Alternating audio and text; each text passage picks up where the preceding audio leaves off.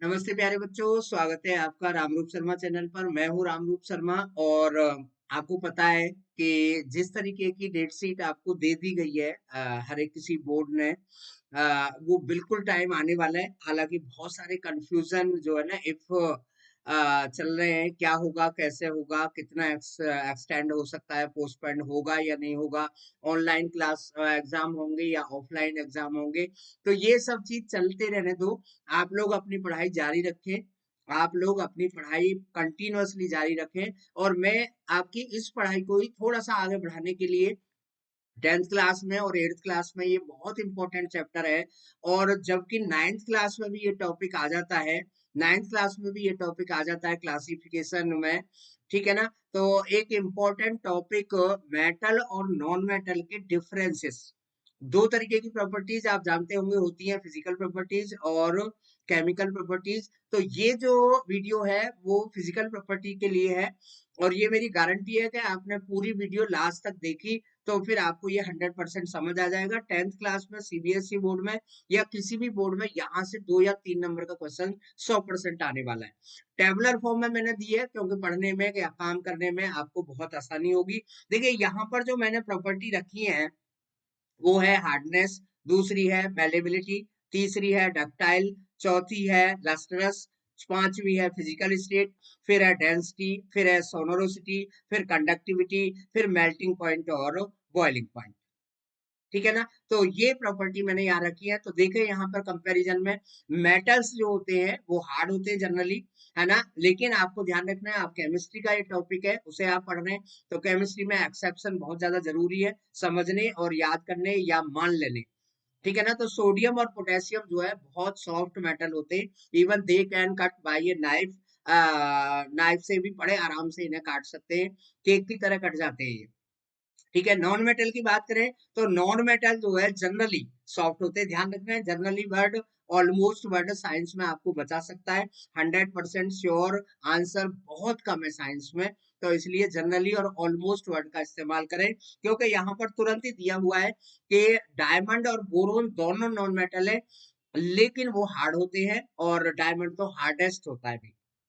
Right. दूसरी property पर आ जाते हैं। दूसरी जो प्रॉपर्टी है वो है मेलेबिलिटी। मेलेबिलिटी का मतलब होता है कि हम मेटल्स को हैमर करके शीट में, थिन शीट में कन्वर्ट कर देते हैं तो मेलेबल होते हैं। ध्यान रखना है गोल्ड सबसे ज्यादा मेलेबल है, ठीक है ना।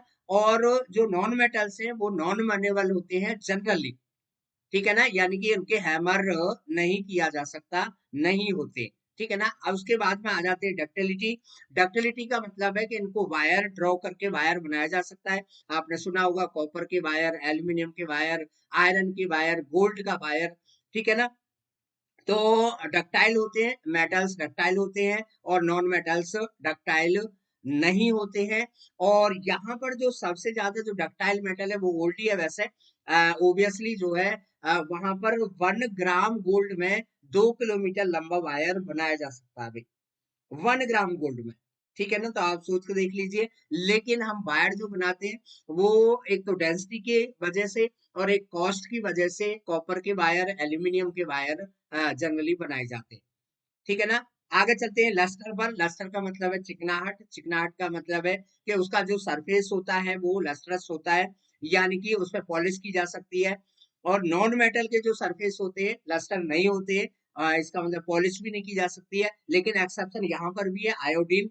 आपको याद रखना होगा, बहुत सारे लोग तो यूं कहते हैं जब मेटल नॉन मेटल की तैयारी की बात आती है, फिजिकल प्रॉपर्टी की बात आती है, तो बहुत सारे समझदार लोग तो ये भी कहते हैं कि भाई जितने भी एक्सेप्शन है ना उन्हें पढ़ लो, वहीं से क्वेश्चन आ जाएगा। ठीक है ना। तो ये बात काफी हद तक ठीक भी है।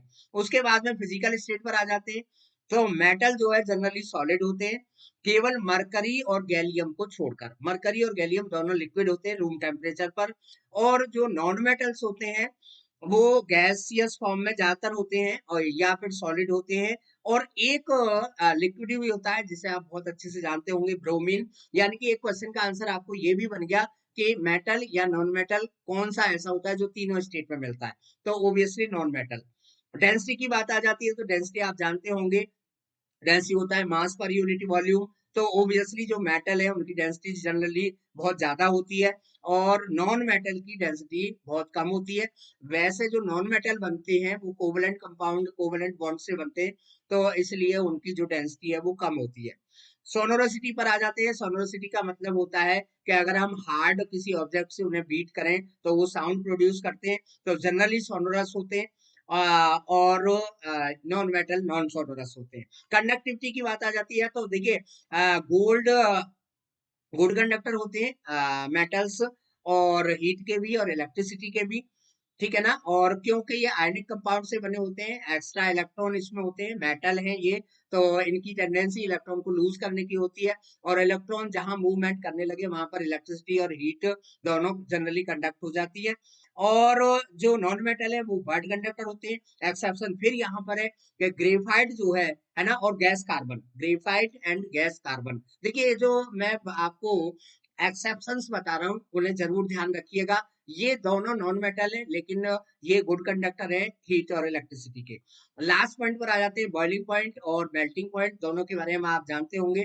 मेल्टिंग पॉइंट का मतलब है कि सॉलिड मेल्ट होकर लिक्विड बन जाए जिस टेम्परेचर पर। बॉइलिंग पॉइंट का मतलब है लिक्विड गैसियस स्टेट में चला जाए।